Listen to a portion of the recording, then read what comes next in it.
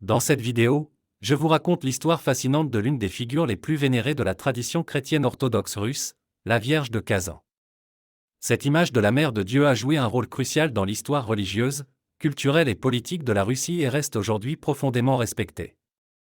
Venez avec moi découvrir tout sur la Vierge de Kazan, son origine, sa signification et les miracles qui lui sont attribués. Qui est la Vierge de Kazan ? La Vierge de Kazan est l'une des dévotions mariales les plus importantes de l'Église orthodoxe russe. Il s'agit d'une image de la Mère de Dieu, généralement représentée comme une iconographie de la Vierge Marie avec l'enfant Jésus, mais dans un style unique qui la distingue des autres représentations. Elle est particulièrement connue pour sa capacité à protéger et à guérir et, au fil des siècles, elle a été considérée comme une figure de salut et d'espoir pour les Russes. L'icône originale de la Vierge de Kazan est vénérée comme l'une des plus puissantes et miraculeuses de Russie. La légende raconte que l'icône a été trouvée dans la ville de Kazan en 1579, après la libération de la ville de l'occupation tatare, un événement qui a marqué une étape importante dans l'histoire de la Russie. L'icône originale de la Vierge de Kazan est vénérée comme l'une des plus puissantes et miraculeuses de Russie. La légende raconte que l'icône a été trouvée dans la ville de Kazan en 1579, après la libération de la ville de l'occupation tatare, un événement qui a marqué une étape importante dans l'histoire de la Russie.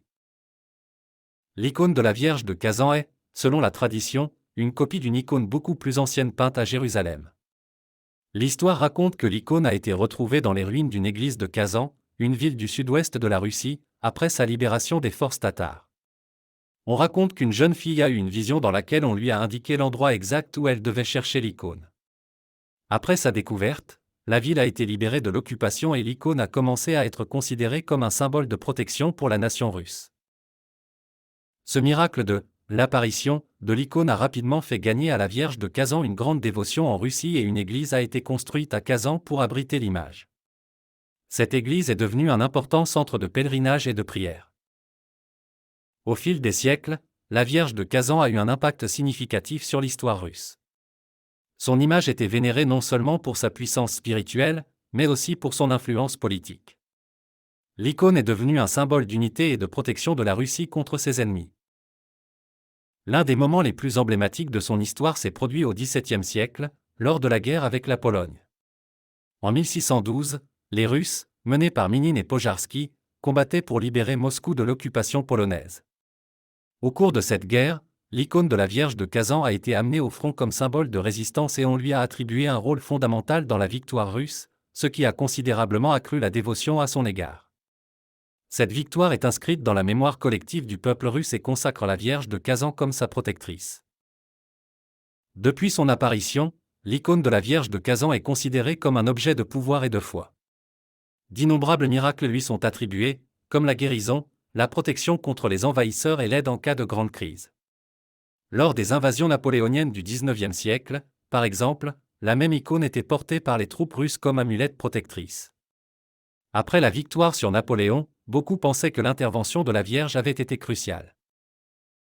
Les miracles attribués à la Vierge de Kazan incluent la guérison des malades, la protection des maisons et le sauvetage des personnes en temps de guerre. Ces miracles et son pouvoir d'intercession continuent d'être l'une des raisons pour lesquelles il reste si important dans la spiritualité des Russes.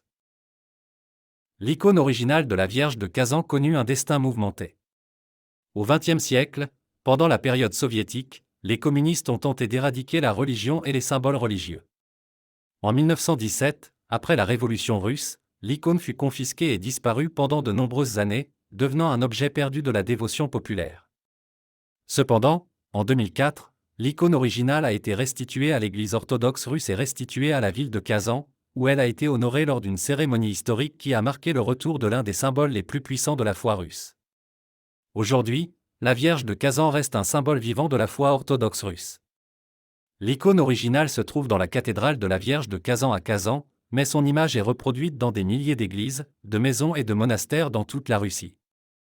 En outre, l'image de la Vierge de Kazan fait partie de l'identité religieuse et culturelle de la nation, représentant la force, la foi et l'unité du peuple russe.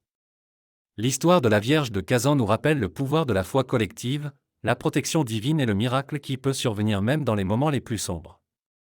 Son histoire est marquée par les luttes, les victoires et les miracles qui accompagnent les Russes depuis des siècles. Pour beaucoup, la Vierge de Kazan reste une source d'espérance et de protection, un symbole de l'intercession éternelle de la Mère de Dieu.